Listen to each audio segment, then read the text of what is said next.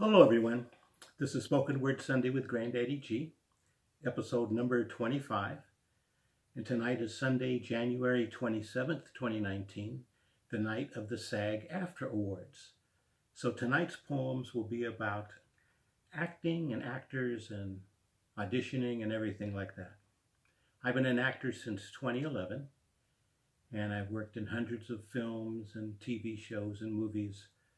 As an extra primarily, I'm a non-union actor, so my speaking roles have been primarily in short films and music videos and YouTube videos and those type of things. However, I did work as an extra in the movie Vice, which is nominated for many awards this year, where Christian Bale plays Dick Cheney.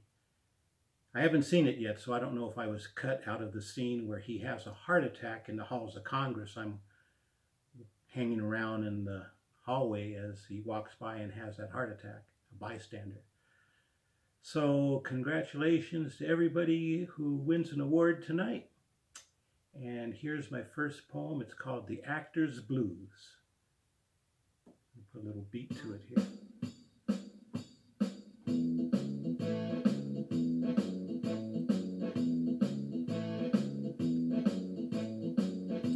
I'm an unemployed actor, waiting for my big break to come around. I'm an unemployed actor, waiting for my big break to come around. My bank account is so empty, it might as well be upside down. I had an audition, they said get there at 3. I showed up at 2:30, 100 guys look just like me. I'm an unemployed actor, waiting for my big break to come around. My bank account's so empty, it might as well be upside down.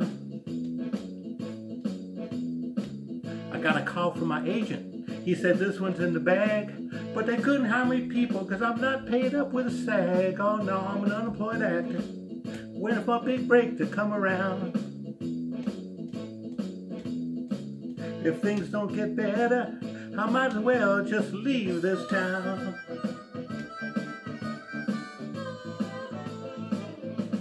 Yeah. The life of a non-union actor. Now this one is called The Longest Audition, and it refers to towns and communities here in the Southern California, general Los Angeles area. The Longest Audition. I had an audition in Arcadia, but took the wrong turn in Monrovia. I turned around on Santa Anita, then had an attack of claustrophobia. I now found myself in Duarte, and my appointment is at 3:40. But it is now 3:30, and I am as lost as my car is dirty. I found the place at 4, but when I walked in the door, I learned my fate was a 2-hour wait after already being an hour late. When I walked in the room, I was surprised to see a producer I know very happy to see me. So although my car took me in the wrong direction, I showed up, had fun, and made a good connection. When I was lost, I almost turned around and went home. No matter what happens, at least I wrote a new poem. Yeah, I did. And I actually got that job. It was a Chinese film called The Black Hole, where I play a scientist. And sometimes as actors, everything's clicking, and this is called the sweet spot. I guess that happens as musicians, athletes, poets as well, the sweet spot. Every so often, I arrive at that sweet spot in time. No worry about the future, no regret about the past. Only the warm, sweet, comfortable pocket of the here and now. No attachment to what happens or to what does not happen. Only the knowing that I am present within me and without me. The universe is now as it always has been. There is no other way.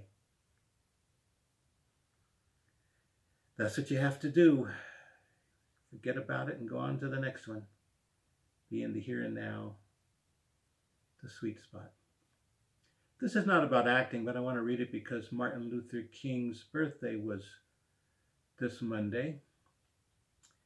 And this is a poem called Lessons from MLK. I wrote in 2017. April 4th, 1968.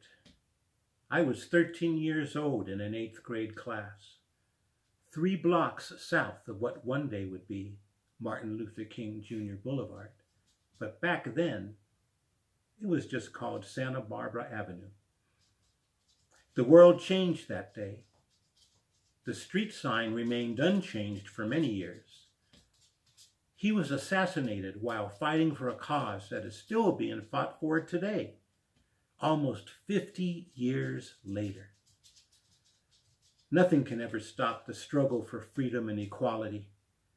Just as light never gives up replacing darkness, we must never give up replacing hate with love.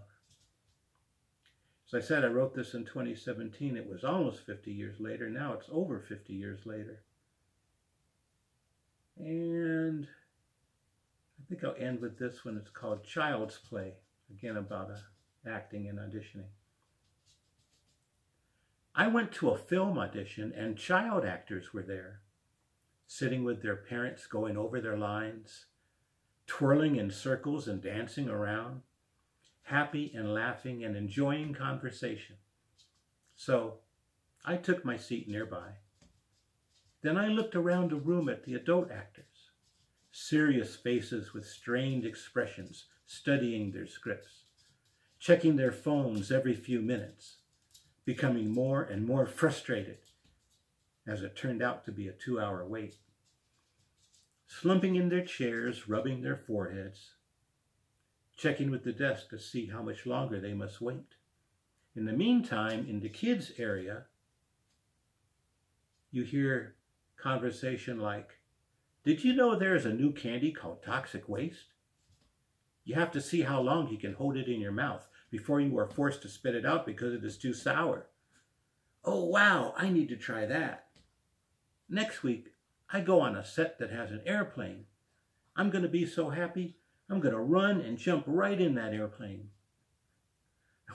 When did we lose that kind of enthusiasm? When did we start caring more about our next appointment, the bills we have to pay, or if someone is trying to get something over on us, instead of enjoying the moment we are in like children? They feel no pressure, no attachment to the outcome, at least not yet. For them, it's still child's play. Thank you, everybody. Let's see if we can regain some of that childlike enthusiasm this week. Have a great week. I'll see you next Sunday.